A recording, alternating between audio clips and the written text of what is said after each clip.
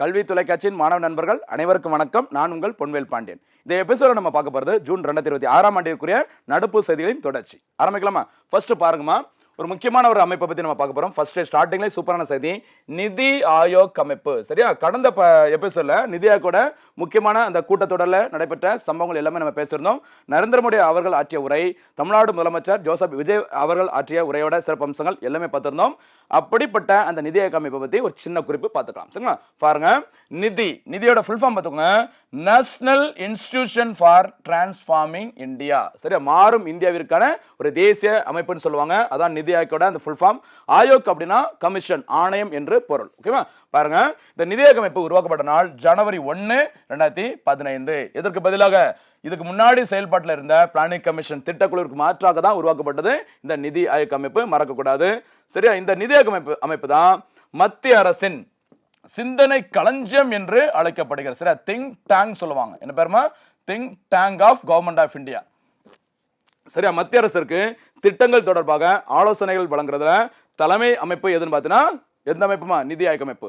ஆலோசனை மட்டும் தான் வழங்க முடியுமே தவிர கட்டளையிடும் அதிகாரம் கிடையாது நிதி ஆயோக் அமைப்பிற்கு. சரிங்களா, இதோட தலைமையிடம் எங்கு செயல்படுகிறதுன்னு பார்த்தீங்கன்னா புதுடெல்லியில் இருக்குது. இதன் தலைவராக இருப்பவங்க எப்பவுமே பார்த்தீங்கன்னா பிரதமர் அவர்கள் தான். மறக்கக்கூடாது. சரிங்களா, பிரதமர் என்பவர் என்ன சொல்லுவாங்கன்னா பெயரளவு தலைவர்னு சொல்லுவாங்க. என்ன தலைவர்மா? பெயரளவு தலைவர், நாமினல் ஹெட்னு சொல்லுவாங்க. ஓகேவா? ஏன்னா கூட்டத்தில் கலந்துப்பாங்க. ஒரு நிதி ஆயோக் அமைப்பு என்ன வேலை செய்யணுமோ அந்த வேலையில் எல்லாமே பார்த்தீங்கன்னா துணைத் தலைவர் தான் செய்வாங்க. அதனால துணைத் தலைவர் தான் ரியல் ஹெட். சரி, உண்மையான தலைவர் சொல்லுவாங்க. பிரதமர் அவர்களை பதவி வழி தலைவர், சரி, எக்ஸ் அபிஷியோ சேர்மன் சொல்லுவாங்க. மறக்கக்கூடாது. சரிங்களா, ஓகே. அடுத்து, தலைவரால் நியமிக்கப்படும் நிபுணர்கள் துணைத் தலைவராகவும் முழுநேர மற்றும் பகுதி நேர உறுப்பினர்களாகவும் செயல்படுவார்கள். சரி, அப்போ பிரதமர் அவர்கள் தான் துணைத் தலைவர், சரி, full time member, part time member எல்லாமே நியமனம் பண்றாங்க. இதையும் நோட் பண்ணிக்கோ. சரி, வழக்கமாக பிரசிடென்ட் பக்கத்தில் போக வேண்டியதில்லை, ஞாபகம் வச்சுக்கோங்க. மறக்கக்கூடாது. சரிமா? அடுத்து, நிர்வாக குழு, கவர்னிங் கவுன்சில்.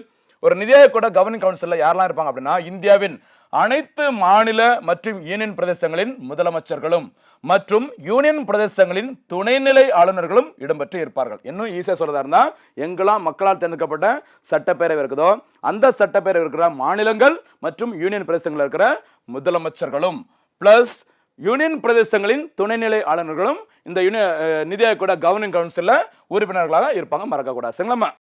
அடுத்தபடியாக, நிதி ஆயோக் அமைப்பானது மொத்தம் 7 தூண்களை கொண்டது. சரி, சமத்துவத்தை கடைபிடிக்க வேண்டும், சரியா, மேம்பாடு அடிப்படையாக இருக்க வேண்டும், வெளிப்படை தன்மையாக இருக்க வேண்டும், அப்படி சொல்லிட்டு ஒரு முக்கியமான 7 தூண்கள், சரி, 7 பில்லர்ஸ் அடிப்படையாக கொண்டுதான் இந்த நிதி ஆயோக் அமைப்பு செயல்படுகிறது. ஞாபகம் வச்சுக்கோங்க. ஓகேவா? அடுத்து, நிதி ஆயோக் அமைப்பின் தற்போதைய தலைவர் பிரதமர் நரேந்திர மோடி அவர்கள் 2015ஆம் ஆண்டு, 2019ஆம் ஆண்டு, இப்போ 2024ஆம் ஆண்டு முதல் யார் தொடர்ந்து தலைவராக இருக்கிறாங்க? பதவி வழி தலைவராக, பிரதமராக யாரு தலைவராக இருக்கிறாங்களோ அவங்க ஆட்டோமேட்டிக்கா நிதி ஆயோக்கோட பதவி வழி தலைவராக இருப்பாங்க. அந்த வகையில் பிரதமர் நரேந்திர மோடி அவர்கள் தான் இப்போ நிதி ஆயோக்கோட தலைவர். சரிங்களா? அடுத்து, துணைத் தலைவர், வைஸ் சேர்மன் யார் பார்த்தீங்கன்னா திரு அசோக் குமார் லகிரி அவர்கள். சரிங்களா, இவங்க தான் உண்மையான தலைவர். சரியா, ரியல் ஹெட்னு சொல்லுவாங்க. அடுத்து பார்த்தீங்கன்னா ஃபங்க்ஷனல் ஹெட், சரியா, நிர்வாக தலைவரும் அவங்க தான். அடுத்து பார்த்தீங்கன்னா எக்ஸிக்யூட்டிவ் ஹெட், சரியா, செயல் தலைவரும் அவர் தான். சரியா, களப்பணி ஆற்றுவார். சரியா, அவர் நிதி ஆயோக் என்ன செய்யணுமோ எல்லா வேலையும் களத்தில் இறங்கி, அதாவது ஃபீல்டு ஒர்க்னு சொல்லுவாங்கல்ல, அந்த களப்பணி ஆற்றுபவர் துணைத் தலைவர். அதனால துணைத் தலைவர் என்ன சொல்லுவாங்கம்மா? உண்மையான தலைவர், நிர்வாக தலைவர், செயல் தலைவர் சொல்லுவாங்க. அந்த வகையில் தற்போதைய தலைவர் அசோக் குமார் லகிரி அவர்கள். அசோக் குமார் லகிரி அவர்கள் 15வது இந்த நிதி ஆணையத்தின் முழுநேர உறுப்பினராக ஏற்கனவே பணியாற்றியவர் என்பது குறிப்பிடத்தக்க. அதே மாதிரி நிதி ஆயோக்கோட தற்போதைய சிஇஓ, சீஃப் எக்ஸிகியூட்டிவ் ஆஃபீஸர் யார் பார்த்தீங்கன்னா நிதி சிப்பர் அவர்கள். ஓகேவா? மறக்காதீங்க. அகைன் ஏற்கனவே பார்த்ததுதான், நிதி ஆயோக் அமைப்பை உருவாக்குவதற்கு பரிந்துரை செய்த கமிட்டியோட தலைவர் அஜய் சிப்பர். என்ன பேருமா? அஜய் சிப்பர். இங்க பாக்குறது நம்ம நிதி சிப்பர், மாத்தி போட்டுறாதீங்க, கவனமா இருங்க. சரிங்களா? அடுத்து, அப்படியே தமிழ மேல நோட்ஸ் இருக்கும், கீழே எல்லாமே இங்கிலீஷ்ல இருக்கும், கொஞ்சம் பார்த்துக்குமா. அடுத்து பாருங்க, சூப்பரான செய்தி. 10வது மகளிர் T20 உலகக்கோப்பை கிரிக்கெட் போட்டி. சரியா, இங்கிலாந்து நாட்டில், சரி, இங்கிலாந்து மற்றும் வேல்ஸ் ஆகிய இரண்டும் சேர்ந்து நடத்தினாங்க. எப்போது முதல்? ஜூன் 12 முதல் ஜூலை 5, 2026 வரை நடைபெற்றது. ஞாபகம் வச்சுக்கோங்க, மறக்கக்கூடாது. கடைசியாக 2009ஆம் ஆண்டு மகளிர் T20 உலகக்கோப்பை கிரிக்கெட் போட்டியை இங்கிலாந்து நடத்தினாங்க. அதுக்கப்புறம் மறுபடியும் இப்போ பார்த்தீங்கன்னா 2026ஆம் ஆண்டில் நடத்திருக்கிறாங்க. சரியா, இது கலந்து கொள்ளும் மொத்த அணிகளின் எண்ணிக்கை பார்த்தீங்கன்னா 12 அணிகள். சரி, 12 டீம்ஸ். இறுதிப் போட்டி ஜூலை 5 அன்று லார்ட்ஸ் மைதானத்தில் நடைபெற்றது. ஓகேவா? இதில் நடப்பு சாம்பியன் அந்தஸ்தில் இருக்கிறவங்க யாருன்னு பார்த்தீங்கன்னா நியூசிலாந்து அணி, மறக்காதீங்க, ரொம்ப ரொம்ப முக்கியமான சரிங்களா.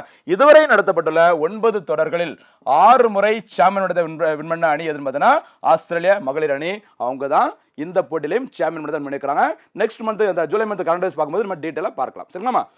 அடுத்து ஒரு சாதனை பாருங்க, ஹர்மன்பிரீத் கவுர் சாதனை. இந்தியன் கிரிக்கெட்ல, விமன் கிரிக்கெட்ல ஒரு முக்கியமான ஒரு தவிர்க்க முடியாத ஒரு நபர் யாருன்னு பார்த்தீங்கன்னா ஹர்மன்பிரீத் கவுர் அவர்கள். பாருங்க, இந்தியன் டீமோட கேப்டன் ஹர்மன்பிரீத் கவுர் அவர்கள் 2009ஆம் ஆண்டு முதல் நடைபெற்று வரும் அனைத்து மகளிர் T20 உலகக்கோப்பை தொடர்களிலும் விளையாடிய ஒரே இந்திய வீராங்கனை என்ற வரலாற்று சாதனையை படைத்துள்ளார். 2009ஆம் ஆண்டுல இருந்து கிட்டத்தட்ட ஒரு 16 எத்தனை வருஷமா சரியா 17 வருஷமா கிரிக்கெட் விளையாடி இருக்கிறாங்க ஹர்மன்பிரீத் கவுர் அவர்கள். 2009 ஃபர்ஸ்ட் மேட்ச் நடத்துறாங்க T20 வேர்ல்டு கப் மகளிருக்காக. இப்போ வரைக்கும் அனைத்து இந்த டோர்னமெண்ட்லையும் விளையாடிய ஒரே இந்திய வீராங்கனை, அப்படி சாதனை யார் படைச்சிருக்காங்க? ஹர்மன்பிரீத் அவர்கள். இதே ஹர்மன்பிரீத் அவர்கள் தலைமையில் தான் சரிங்களா ஒரு நாள் போட்டிக்கான மகளிருக்கான ஒரு நாள் போட்டிக்கான உலகக்கோப்பையை இந்திய அணி வின் பண்ணாங்க, மறக்காதீங்க சரியாமா. அடுத்து சூப்பர் பாருங்க, ஒரு பாதுகாப்பு துறை தொடர்புடைய இந்தியாவோட சாதனை என்னன்னு சொல்லி பாருங்க. ஏர்பஸ் C295 ரக ராணுவ போக்குவரத்து விமானம். சரி, தாக்குதல் விமானம் கிடையாது, போக்குவரத்திற்காக சரக்குகளை ஏற்றி இறக்குவதற்காக பயன்படுத்தக்கூடிய ஒரு போர் விமானம். ஓகேவா, அதோட பேரு ஏர்பஸ் C295 சரிங்களா. என்னன்னு பாருங்க, இந்தியாவில் முதல் முறையாக தயாரிக்கப்பட்ட ஏர்பஸ் C295 ரக ராணுவ போக்குவரத்து விமானம் பாருங்க குஜராத் மாநிலம் வதோதராவில் தனது முதல் சோதனை பயணத்தை வெற்றிகரமாக முடித்துள்ளது. எங்கம்மா? வதோதரா. சரி, நரேந்திர மோடி அவரோட ஊரு வதோதரா, ஞாபகம் மறக்க கூடாது சரிங்களா. இதுல ஒரு போனஸ் கேட்கலாமா? வதோதராவை தலைமையிடமாக கொண்டு செயல்பட்டு வரும் இந்தியாவை சேர்ந்த முக்கியமான வங்கி எது? ஒரு பேங்கோட ஹெட் குவார்டர்ஸ் வதோதராவில் இருக்கு. எந்த பேங்க் அப்படிங்கிறத கரெக்டா சொல்லுங்க, பார்க்கலாம் சரிங்களா. அடுத்து, இது தனியார் துறை மூலம் இந்தியாவில் தயாரிக்கப்படும் முதல் ராணுவ விமானம். இதுதான் சிறப்பு. அந்த C295 ஏர்பஸ் அந்த விமானமானது பிரைவேட் செக்டார் மூலமா தயாரிச்சிருக்காங்க. ஒரு தனியார் துறை இந்திய பாதுகாப்பு துறைக்காக உருவாக்கிய ஒரு முதல் முக்கியமான விமானம் இந்த C295, மறக்கக்கூடாது. இது யார் தயாரிச்சிருக்கிறாங்க அந்த நிறுவனத்தை மறக்கக்கூடாது. டாடா அட்வான்ஸ் சிஸ்டம் லிமிடெட் நிறுவனம் சரியா ஏர்பஸ் நிறுவனத்துடன் இணைந்து இந்த விமானத்தை உற்பத்தி செய்கிறது. யாருமா? டாடா அட்வான்ஸ் சிஸ்டம் சொல்லுவாங்க, ரொம்ப ரொம்ப முக்கியமானது, ஞாபகம் வச்சுக்கோங்க. ஷார்ட்டா TASL. ஓகேவா. இந்திய விமானப்படைக்காக இந்தியன் ஏர்ஃபோர்ஸுக்காக மொத்தம் 56 C295 விமானங்களை சுமார் 21,935 கோடி மதிப்பில் வாங்க ஒப்பந்தம் செய்யப்பட்டுள்ளது. சரியா, இதுல 16 விமானங்கள் ஸ்பெயினில் முழுமையாக தயாரிக்கப்பட்டு இந்தியாவுடன் ஒப்படைக்கப்பட உள்ளன. மீதமுள்ள 40 விமானங்கள் இந்தியாவிலேயே சரியா, அதாவது வதோதரா ஆலையில், வதோதரா தான் அந்த விமானம் தயாரிப்பதற்கான அந்த யூனிட் இருக்குது, அங்கதான் அசம்பிள் செய்யப்பட்டு தயாரிக்கப்படும் சொல்லியிருக்கிறாங்க. என்ன சிறப்பு அப்படின்னு பாருங்க, இந்த விமானங்களின் உற்பத்தி ஆத்ம நிர்பார் பாரத் திட்டத்தின் கீழ் நாட்டின் தற்காப்பு உற்பத்தியை மேம்படுத்தும் வரலாற்று சாதனையாக கருதப்படுகிறது. சரி, ஆத்ம நிர்பார் பாரத் திட்டம் உங்களுக்கு தெரிஞ்சிருக்கும். சரி, சுயசார்பு அல்லது தற்சார்பு இந்தியா திட்டம் COVID-19 அப்புறம் 2020ஆம் ஆண்டில் தொடங்கப்பட்ட திட்டம் ஆத்ம நிர்பார் பாரத் திட்டம். சரியா, நமக்கு தேவையானதை நம்மளே தயாரிக்கணும் அப்படி சொல்லியிருப்பாங்க. இல்லாட்டினா ஒரு பொருள் அல்லது ஒரு விமானம் ஏதோ ஒன்று நம்ம பயன்படுத்துறோம் அப்படின்னா அது முக்கியமான ஸ்பேர் பார்ட்ஸ், முக்கியமான அந்த இணைக்கிறது எல்லாமே இந்தியாவில் தான் நடந்திருக்கணும் அப்படி சொல்லிட்டு தான் இந்த ஆத்ம நிர்பார் பாரத் திட்டம் தொடங்கியிருந்தாங்க. அதோட ஒரு பகுதியாக இப்போ இந்த விமானம் உருவாக்கப்பட்டுள்ளது எங்க? வதோதராவில். சரிங்களா, ரொம்ப ரொம்ப முக்கியமானதான், விட்டுறாதுங்க. அடுத்தபடியாக தமிழ்நாடு அரசின் ஒரு முக்கியமான திட்டம் குறுவை நெல் சாகுபடி திட்டம். சரி, தமிழ்நாடு அரசு ஒவ்வொரு ஆண்டும் சரியா ஒரு முக்கியமான அப்டேட் மறந்துடாதுங்க. தமிழ்நாடு அரசு ஒவ்வொரு ஆண்டும் குறுவை நெல் சாகுபடியை ஊக்குவிக்கவும் விவசாயிகளின் நலனை காக்கவும் ஜூன் 12ஆம் தேதி எப்போ? ஜூன் 12ஆம் தேதி அன்று குறுவை சிறப்பு தொகுப்பு திட்டம் அல்லது குறுவை நெல் சாகுபடி திட்டம் போன்ற சிறப்பு திட்டங்களை செயல்படுத்தி வருகிறது. என்னென்ன சொல்லி பாருங்க. சிறப்பு சரியா, ஆண்டுதோறும் இந்த டெல்டா மாவட்டங்களில் குறுவை நெல் சாகுபடி செய்வதற்கு மேட்டூர் அணை ஜூன் 12ஆம் தேதி அன்று திறக்கப்படுவது வழக்கம். சரி, அந்த குறுவை நெல் சாகுபடியை ஊக்குவிப்பதற்காக இந்த மேட்டூர் டேமோட தண்ணி எப்ப திறப்பாங்க? ஜூன் 12ஆம் தேதி, மறக்கக்கூடாது. சரிங்களா, நிகழாண்டு நடப்பாண்டுல பார்த்தீங்கன்னா தென்மேற்கு பருவமழை காலத்தில் எல்னினோ நிகழ்வினால் ரெயின்ஃபால் மழை அளவானது 90% மேல் சரியா குறைவாக இருக்கும் என இந்திய வானிலை ஆய்வு மையத்தால் அறிவிக்கப்பட்டுள்ளது. சரிங்களா, ரொம்ப ரொம்ப ரெயின்ஃபால் கம்மியா இருக்கும் சொல்லியிருக்கிறான். இந்த சூழ்நிலையில டெல்டா மாவட்டங்களில் இந்த குறுவை நெல் சாகுபடியை ஊக்குவிப்பதற்காக 134.83 கோடி மதிப்பீட்டில் சிறப்பு தொகுப்பு திட்டம் நடைமுறைப்படுத்தப்படும் என்று தமிழ்நாட்டின் புதிய முதலமைச்சர் திரு ஜோசப் விஜய் அவர்கள் அறிவிச்சிருக்காங்க. சரியா? அப்போ அந்த மேட்டூர் டேமை திறந்து தேவையான தண்ணீரை கொடுக்க முடியாது, அதை ஈடுகட்டுற மாதிரி தேவையான ஒரு நிதி தொகுப்பை அறிவிச்சிருக்கிறாங்க இந்த குறுவை நெல் சாகுபடி திட்டத்தை ஊக்குவிப்பதற்காக. எவ்வளவு ரூபாய்? 134.83 கோடி. மறக்காதீங்க. சரிங்களா? அதான் எதுக்காக அந்த அமௌண்ட் சொல்லிக்கன்னு சொல்லி பாருங்க. நிகழ்ஆண்டுல பருவமழை எதிர்பார்த்த அளவு இல்லாத காரணத்தினாலும் டேம்ல போதிய அளவிற்கு நீர் இருப்பு இல்லாததாலும் மாற்று வழிகளில் நெல் உற்பத்தியை பெருக்குவதற்கு இந்த திட்டம் சரியா முன்னெடுக்கப்பட உள்ளதாக அறிவிச்சுக்கிறாங்க. சரிங்களா?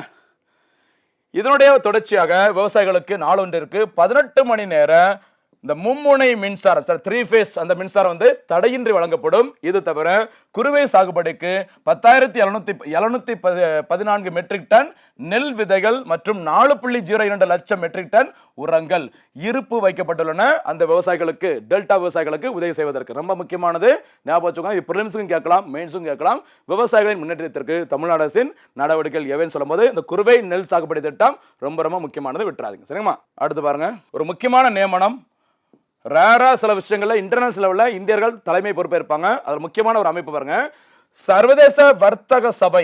சர்வதேச வர்த்தக சபை, international chamber of commerce, ICC சொல்லுவாங்கல்ல, அந்த ஐசிசியின் புதிய தலைவராக ஒரு இந்தியர் நியமனம் செய்யப்பட்டுள்ளார். ஐசிசினா 2-3 ஐசிசி இருக்கு. ஒன்னு என்னதுமா? இன்டர்நேஷனல் கிரிக்கெட் கவுன்சில், அது ஒரு ஐசிசி. சரியா? துபாயில இருக்கு அதோட ஹெட் குவார்ட்டர்ஸ்.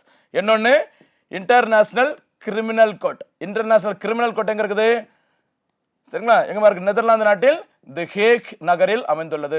சரியா? சர்வதேச அந்த குற்றவியல் நீதிமன்றம். இன்டர்நேஷனல் கிரிமினல் கோர்ட் வேற, இன்டர்நேஷனல் கிரிக்கெட் கவுன்சில் வேற. இங்க பாக்குற ஐசிசி என்னமா? நமக்கு இன்டர்நேஷனல் சேம்பர் ஆஃப் காமர்ஸ். அந்த ஐசிசியின் புதிய தலைவராக யார் இருக்கிறாங்க பாருங்க, இந்தியாவின் ஹர்ஷ்பதி சிங்கானியா. ஹர்ஷ்பதி சிங்கானியா அவர்கள் இந்த சர்வதேச வர்த்தக சபையின் தலைவராக நியமனம் செய்யப்பட்டிருக்கிறாங்க. முதல் முறையாக ஒரு இந்தியர் இந்த ஐசிசி அமைப்பிற்கு தலைவராக இருப்பது இதுதான் முதல் முறை. சரியா? இன்டர்நேஷனல் கிரிக்கெட் கவுன்சிலுக்கு தலைவராக இருப்பது யாருமா? ஜெய் ஷா அவர்கள். மறக்காதீங்க. இந்த ஐசிசிக்கும் ஒரு இந்திய தலைவர், அவரோட பேரு ஹர்ஷ்பதி சிங்கானியா. ஓகேவா? இவர் ஜேகே பேப்பர் நிறுவனத்தின் தலைவராகவும் நிர்வாக இயக்குநராகவும் தற்போது பதவியில் இருக்கிறாங்க. மறக்க கூடாதுமா. பாரிஸில் உள்ள ஐசிசி தலைமையகத்தில், அப்போ இன்டர்நேஷனல் இந்த சேம்பர் ஆஃப் காமர்ஸோட ஹெட் குவார்ட்டர்ஸ் எங்க இருக்குது? பாரிஸ்ல இருக்கு. சரிங்களா?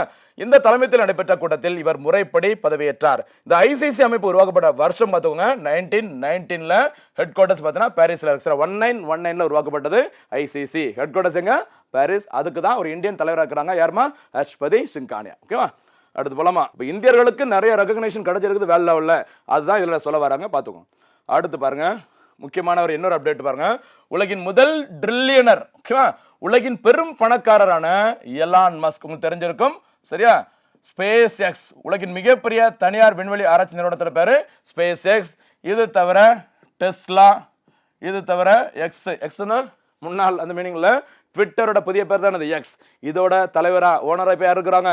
Elon Musk. ஓகேவா? அந்த எலான் மஸ்கின் விண்வெளி ஆய்வு நிறுவனமான ஸ்பேஸ் எக்ஸ் அமெரிக்காவின் நாஸ்டாக் உலகின் மிகப்பெரிய ஒரு பங்கு சந்தைகளில் ஒண்ணுதான் இந்த நாஸ்டாக்னு சொல்லுவாங்க. இந்த பங்கு சந்தையில பார்த்தீங்கன்னா, ஓகேவா, யாரு அவங்க தன்னுடைய நிறுவனத்தின் பங்குகளை பட்டியல் எடுக்கிறாங்க?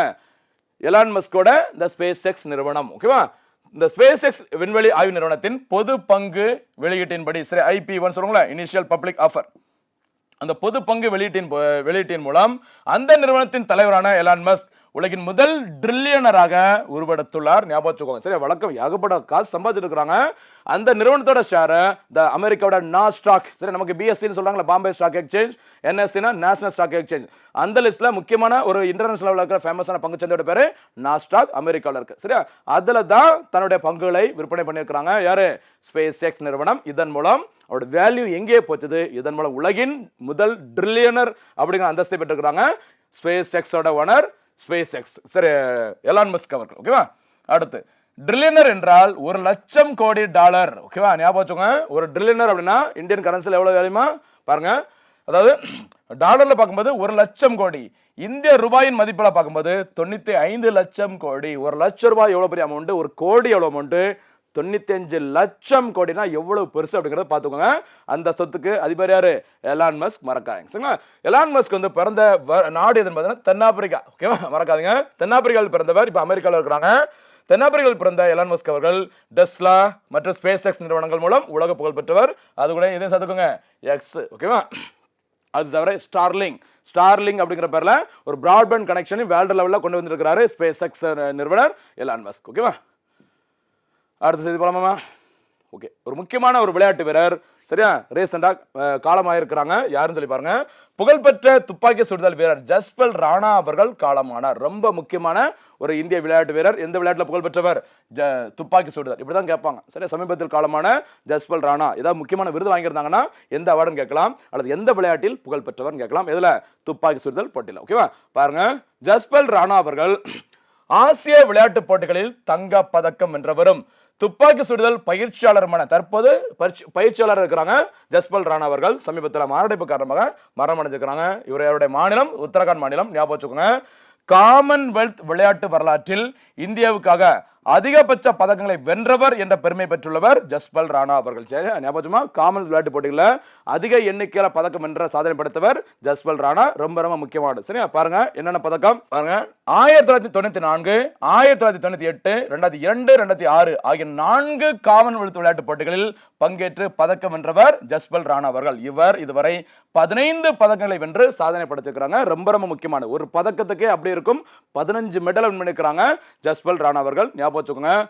ஓகேவா, இந்திய துப்பாக்கி சுடுதல் அணியின் தலைமை பயிற்சியாளராக தற்போது பணியாற்றி வந்த ஜஸ்பல் ராணா அவர்களுக்கு 1994 ஆண்டில் அர்ஜுனா விருதும், 1997 ஆண்டில் பத்மஸ்ரீ விருதும், 2020 ஆண்டில் துரோணாச்சாரியா விருதும் வழங்கி மத்திய அரசால் கௌரவிக்கப்பட்டது. ஞாபகம் வச்சுக்கோங்க. துரோணாச்சாரியா விருது சிறந்த பயிற்சியாளருக்கு வழங்கப்பட்ட விருது, மறக்காதீங்க. சரிங்களா, விட்டுறாதீங்க. ரொம்ப ரொம்ப முக்கியமானது. சரி, காமன்வெல்த் கேம் அப்படினாலே மறக்கக்கூடாத முக்கியமான ஒரு துப்பாக்கி சுடுதல் வீரர் ஜஸ்பல் ராணா அவர்கள். இதுல கூடுதல் செய்தி ஒன்று சொல்றேன், நோட் பண்ணிக்கோங்க. அந்த காமன்வெல்த் அப்படிங்கிறது, இந்த விளையாட்டு போட்டி அப்படிங்கிறது பிரிட்டிஷ்கோட ஆதிக்கத்துக்கு கீழே இருந்த நாடுகளை கொண்ட கூட்டமைப்புகளுக்கு இடையே நடைபெறும் முக்கியமான விளையாட்டு போட்டி. அந்த காமன்வெல்த் விளையாட்டு போட்டி 2026 ஆண்டுல, அதாவது இந்த வருஷத்துல எங்கு நடைபெற உள்ளது அப்படின்னு பார்த்தீங்கன்னா கிளாஸ்கோ. சரி, கிளாஸ்கோ ஸ்காட்லாந்து நாட்டின் தலைநகரம். அங்கு நடைபெற உள்ளது. 2030 ஆண்டுல இந்த காமன்வெல்த் விளையாட்டு போட்டி 2030 ஆண்டுல அந்த போட்டி நடைபெற உள்ள இடம் நம்முடைய இந்தியாவில் எங்கன்னு பார்த்தீங்கன்னா அகமதாபாத்ல நரேந்திர மோடி கிரிக்கெட் மைதானத்தில் இந்த போட்டி நடைபெற உள்ளது குறிப்பிடத்தக்கது. சரியா, காமன்வெல்த் விளையாட்டு போட்டி முக்கியமானது. அப்டேட் பண்ணிட்டே இருங்க. சரிங்களா, அடுத்தபடியாக சுகாதாரம் தொடர்புடைய ஒரு முக்கியமான செய்தி பாருங்க. கேரளத்தில் ஷிகல்லா பாக்டீரியா தொற்று. ஓகேவா, Nipah virus, Zika virus, corona virus, இப்படி ஏதாச்சும் ஒரு வைரஸ் வந்து இந்தியாவில் முதல் முறையாக எந்த மாநிலத்தில் பாதிப்பு ஏற்பட்டிருக்கு அப்படின்னு கேட்டீங்கன்னா பெரும்பாலும் இங்கே தான் இருக்கும், கேரளாவாக இருக்கும். ஏன்னா கேரளாவுக்கு நிறைய பேர் இங்கே படிச்சுட்டு வெளிநாட்டில் போய் வேலைக்கு போவாங்க. அங்கிருந்து சில டைம்ல சில டிசீஸ் வந்து இங்க அப்படியே கொண்டு வந்துடுறாங்க. சரி, பாவம் பாருங்க. கேரளத்தில் ஷிகல்லா பாக்டீரியா தொற்று. ஷிகல்லா என்பது பாக்டீரியா. கொஞ்சம் நோட் பண்ணிக்கோங்க. இது ஏன் சொல்றேன்னா சில நேரங்களில் ஷிகல்லா அல்லது வேற ஏதோ ஒரு நோய் கொடுத்துட்டு இது எந்த நோய், சரி பாக்டீரியா மூலம் உருவாகிறதா, வைரஸா, இல்லாட்டா வேற ஏதாச்சும் நுண்ணுயிரியான்னு சொல்லி கேட்பாங்க. அந்த வகையில் ஷிகல்லா என்பது ஒரு பாக்டீரியா பாதிப்பு நோயாகும். இந்த பாக்டீரியாவை முதல் முறையாக 1897 சரியா ஜப்பான் நாட்டை சேர்ந்த கியோஷி ஷிகா என்ற மருத்துவர் தான் முதல் முறையாக கண்டுபிடித்தார். சரிங்களா, இப்படி நோயை கண்டுபிடித்தவர்களோட பேரும் கேட்கலாம், தடுப்பூசி இருந்தா தடுப்பூசியில் கண்டுபிடித்தவங்க பேரும் கேட்கலாம். மேட்ச் ஆஃப் ஆளுங்களை விட்டுறாதீங்க. ஷிகல்லா பாக்டீரியா கண்டுபிடித்தவர் ஜப்பானை சேர்ந்த கியோஷி ஷிகா.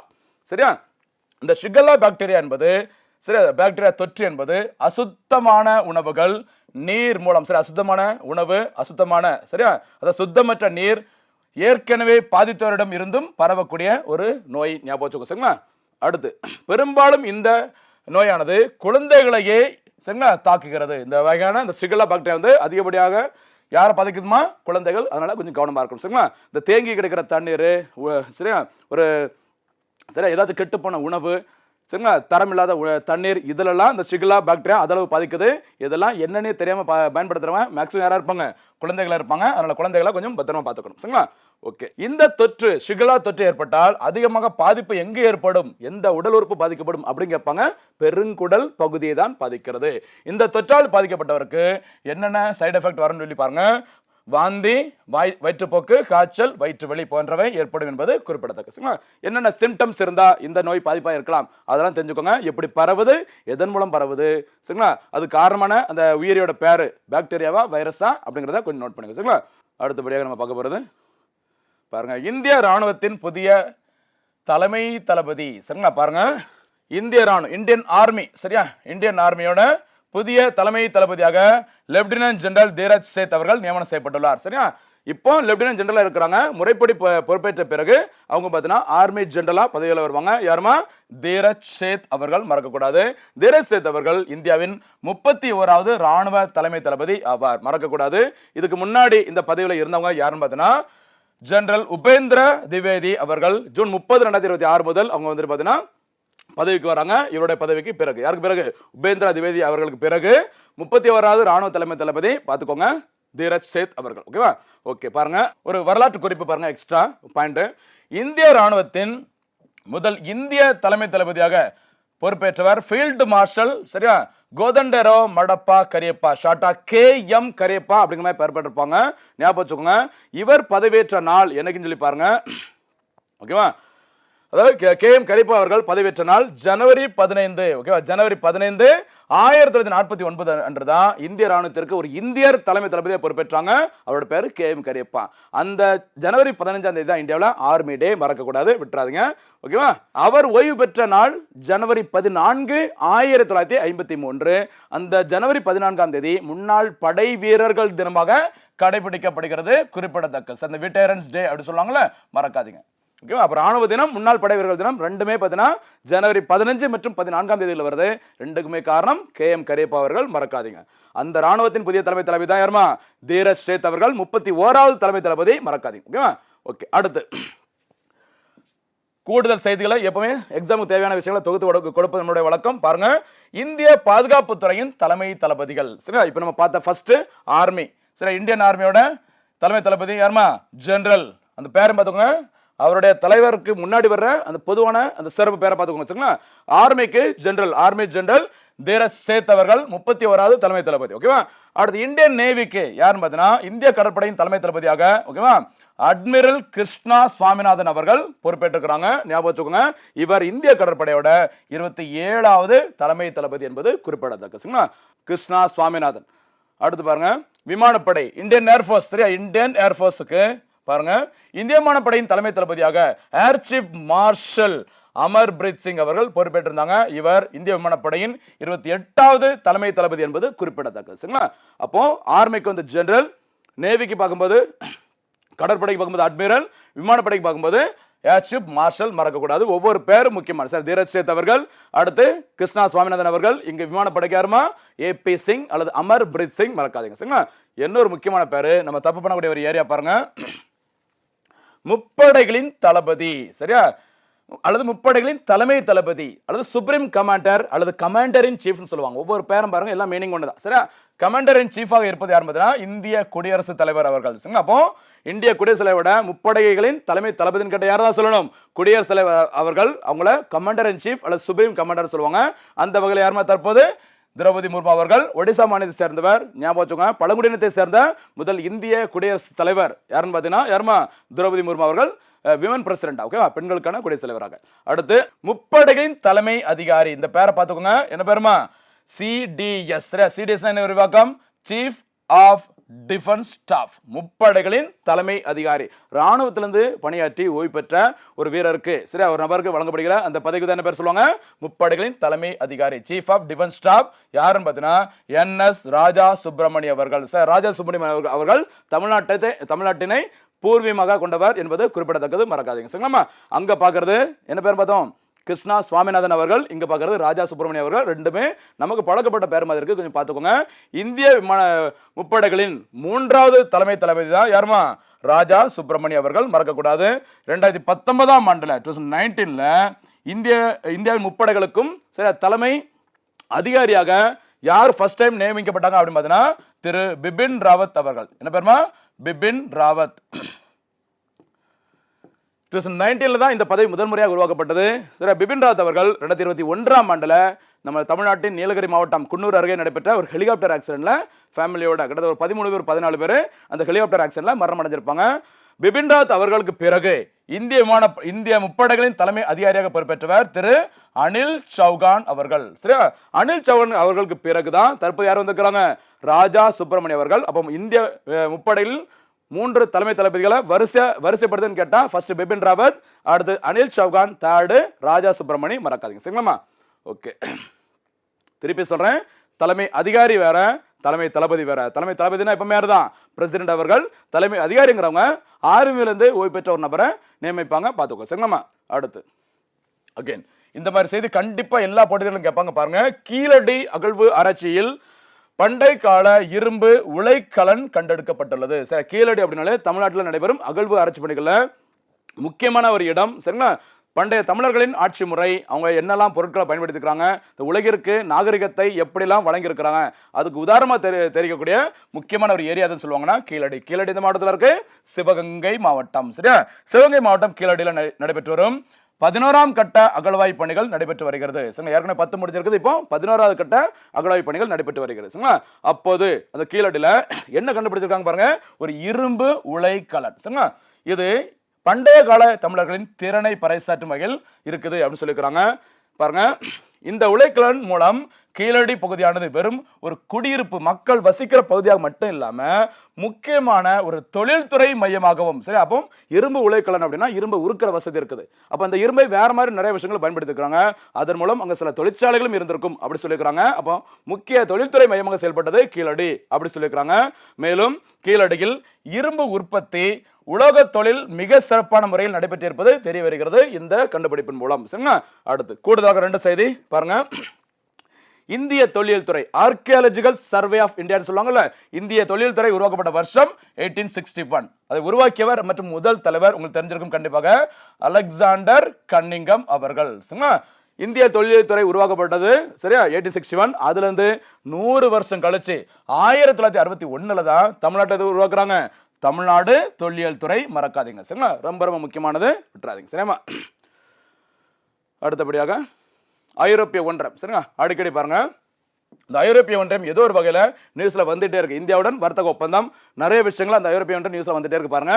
1993ஆம் ஆண்டில் நடைபெறக்கு வந்த மாஸ்டரிஷ் ஒப்பந்தம், இந்த மாதிரி கேட்பாங்க, மாஸ்டரிஷ் ட்ரீட்டி எதனுடன் தொடர்புடைய கேட்பாங்க. இந்த ஒப்பந்தின் அடிப்படையில் தான் ஓகேவா ஜூலை 1, 1993 அன்று அதிகாரப்பூர்வமாக ஐரோப்பிய ஒன்றியம் உருவாக்கப்பட்டது சரிங்களா. பாருங்க, இந்த ஐரோப்பிய ஒன்றியத்தில் மொத்தம் 27 நாடுகள் இருக்கிறாங்க. இப்போ எத்தனை பேர் இருக்கிறாங்க? 27 நாடுகள். இதுக்கு முன்னாடி கடைசியாக பிரிட்டன் இருந்தாங்க. இந்த பிரிட்டன் அமைப்பானது நாடானது பார்த்தீங்கன்னா ஐரோப்பிய ஒன்றியத்திலிருந்து வெளியேறிட்டாங்க. அதுக்கு பிறகு இப்போ எத்தனை நாடுகள் இருக்கிறாங்க? 27 நாடுகள் தான் இருக்கிறாங்க ஐரோப்பிய ஒன்றியத்தில். ஓகேவா, இந்த 27 நாடுகளுக்கு இடையே தடையில்லா வர்த்தகம் மற்றும் மனிதர்கள் சுதந்திரமாக பயணிப்பதை உறுதி செய்கிறது அப்படின்னு சொல்லியிருக்கிறாங்க. இந்த ஐரோப்பிய ஒன்றியத்தோட காமன் கரன்சியோட பேர் என்னன்னு பார்த்தீங்கன்னா ஈரோ. ஓகேவா, ஈரோ, EURO. ஓகேவா, இந்த பொதுவான கரன்சியை 27 நாடுகள் இருக்கிற 20 நாடுகள் மட்டும்தான் இது வரைக்கும் ஏற்றுக்கொண்டாங்க. ஞாபகம் வச்சுக்கோங்க, அதோட சிம்பிள்ஸ் எல்லாம் கொஞ்சம் பார்த்துக்கோங்க சரியா. ஓகே, அடுத்து இதோட நிர்வாக தலைமையிடம் ஐரோப்பிய ஒன்றியத்தின் நிர்வாக தலைமையிடம் அமைந்துள்ள இடம் பெல்ஜியம் சரியா. அதனுடைய பெல்ஜியம் நாட்டின் தலைநகரம் பிரசல்ஸ். யாருக்குன்னு நம்ம பார்த்திருந்தோம், பிரசல்ஸ் நாட்டில் நம்ம ஆல்ரெடி பார்த்திருக்கோம், சொல்ல பார்க்கலாம். இந்த பெல்ஜியம் தலைநகரம் பிரசல்ஸ்ல இன்னொரு முக்கியமான ஒரு ராணுவ கூட்டணி, உலகின் மிகப்பெரிய ராணுவ கூட்டணியோட ஹெட் குவார்டர்ஸ் இருக்குது. அந்த அமைப்புக்கு என்ன பேரு அது சொல்ல பார்க்கலாம், கமெண்ட்ல போனஸ் கேள்வியா சரிங்களா. அப்போ பிரசல்ஸ் தான் ஹெட் குவார்டர்ஸ் இருக்குது. 2012ஆம் ஆண்டு முக்கியமான செய்தி தான் பாருங்கம்மா. 2012ஆம் ஆண்டில் இந்த ஐரோப்பிய ஒன்றிய அமைப்பிற்கு பார்த்தீங்கன்னா அமைதிக்கான நோபல் பரிசு நோபல் பிரைஸ் ஃபார் பீஸ் கொடுத்துருக்காங்க. இப்போது இந்த ஐரோப்பிய ஒன்றியத்தின் தலைவராக இருப்பவங்க யாரும் பார்த்தீங்கன்னா president Ursula von der Leyen அவர்கள். அதே மாதிரி ஐரோப்பிய கவுன்சில் சரி, ஐரோப்பிய கவுன்சிலின் தலைவர் இருப்பாங்க சார்லஸ் மைக்கேல் அவர்கள், மறக்கக்கூடாது. இவங்க 2 பேரும் தான் ஞாபகம் வச்சுக்கோங்க கடந்த இந்திய குடியரசு தின விழாவில் சிறப்பு விருந்தினராக கலந்து கொண்டு கௌரவிச்சவங்க, மறக்கக்கூடாது சரிங்களா. இது நியூஸ்ல அடிக்கடி வர்றதுக்கு காரணம் என்னன்னு பார்த்தீங்கன்னா உக்ரைன் மற்றும் மால்டோவா ஆகிய நாடுகளை இந்த ஐரோப்பிய ஒன்றியத்தில் புதிய உறுப்பினர்களாக சேர்ப்பதற்கு பேச்சுவார்த்தைகள் தொடங்கியிருக்குது. அதனால செய்தியில் வந்திருக்குது. ஏற்கனவே உக்ரைன் அமைப்பு எந்த அமைப்புல நேட்டோ அமைப்புல உறுப்பினராக சேர்வதற்கு ட்ரை பண்ணாங்க. அதன் காரணமாக தான் உக்ரைன் நாட்டிற்கும் யாருக்கும் இடையே சண்டை வந்ததுமா, ரஷ்யா, மறக்கக்கூடாது. அடுத்தபடியாக வேற இன்னொரு முக்கியமான அமைப்புல சேர்றதுக்கு அப்ளிகேஷன் போட்டுக்கிறாங்க உக்ரைன் அமைப்பு. எந்த அமைப்புக்குமா? ஐரோப்பிய ஒன்றியம், ஞாபகம் வச்சுக்கோங்க சரிங்களா. அடுத்தபடியாக சூப்பர் ஒரு கமிட்டி பாருங்கம்மா. இந்த கமிட்டிஸ் வந்து கண்டிப்பா கேள்வி கேட்பாங்க பாருங்க. உச்ச நீதிமன்றத்தின் ஓய்வு பெற்ற நீதிபதி திரு பிரகாஷ் பிரபாகர் நவ்லேகர் கமிட்டி. சரி, பிரகாஷ் பிரபாகர் நவ்லேகர் கமிட்டி இனி அடிக்கடி நியூஸ்ல வரும், கொஞ்சம் பார்த்துக்கோங்க சரியா. இந்த கமிட்டி எதுக்கு போட்டிருக்கான்னு சொல்லி பாருங்க. இந்தியாவில் சட்டவிரோத குடியேற்றம் மற்றும் பிற இயற்கைக்கு மாறான நடைமுறைகளால் மக்கள் தொகையில் இந்திய மக்கள் தொகையில் ஏற்பட்டுள்ள மாற்றம் குறித்து ஆராய உச்சநீதிமன்றத்தின் ஓய்வு பெற்ற நீதிபதி திரு பிரகாஷ் பிரபாகர் நவலையர் தலைமையில் உயர்நிலை குழுவினை மத்திய அரசு மே 2026 அமைத்தது. ஞாபகம் வச்சுக்கோங்க, இந்தியாவுக்குள்ள இல்லீகலா வந்துட்டு யாரெல்லாம் குடியிருக்காங்களோ அதனால இந்தியாவில் என்னென்ன மக்கள் தொகையில் மாற்றங்கள் ஏற்பட்டிருக்குதோ அதை விசாரிப்பதற்கு மத்திய அரசு ஒரு கமிட்டி போட்டுக்கிறாங்க. அந்த கமிட்டியோட தலைவர் யாருமா? பிரகாஷ் பிரபாகர் நவலையர் கமிட்டி. இந்த குழுவில் யாரெல்லாம் இருக்கிறாங்க அப்படிங்கிறத பார்த்துக்கோங்க. மக்கள் தொகை கணக்கெடுப்பு ஆணையர் திரு MK நாராயண் அவர்கள், அதே மாதிரி ஓய்வு பெற்ற IAS அதிகாரி துர்கா சங்கர் மிஸ்ரா அவர்கள், ஓய்வு பெற்ற IPS அதிகாரி பாலாஜி ஸ்ரீவஸ்தவா அவர்கள், மருத்துவர் ஷாமிகா ரவி அவர்கள் ஆகியோர் இதுல மெம்பரா இருக்கிறாங்க. இதன் மூலம் என்னென்ன பிரச்சனை இருக்குது, வெளிநாட்டுல இருந்து சட்டத்திற்கு புறமான இந்தியாவில் வந்திருந்தாங்க அப்படின்னா இந்திய அரசின் திட்டங்கள் அப்புறம் இயற்கை வளங்களை அவங்க வந்து பயன்படுத்த சான்ஸ் இருக்குது, அதனால என்னென்ன சைடு எஃபெக்ட் இருக்குது அதை விசாரிப்பதற்கு தான் பிரகாஷ் பிரபாகர் நவலர் கமிட்டியை அமைச்சிருக்கிறாங்க. சரிங்களா? மீண்டும் அடுத்த பதிவில் நம்ம சந்திக்கலாம். வீடியோ ஃபுல்லா பார்த்துட்டு சூப்பரா நோட்டு போட்டு எழுதிட்டு கேட்ட கேள்விகளுக்கும் சூப்பராக பதில் சொல்லுங்க, ரிவிஷன் பண்ணுங்க, தேர்வில் வெற்றி பெறுங்க. நன்றி.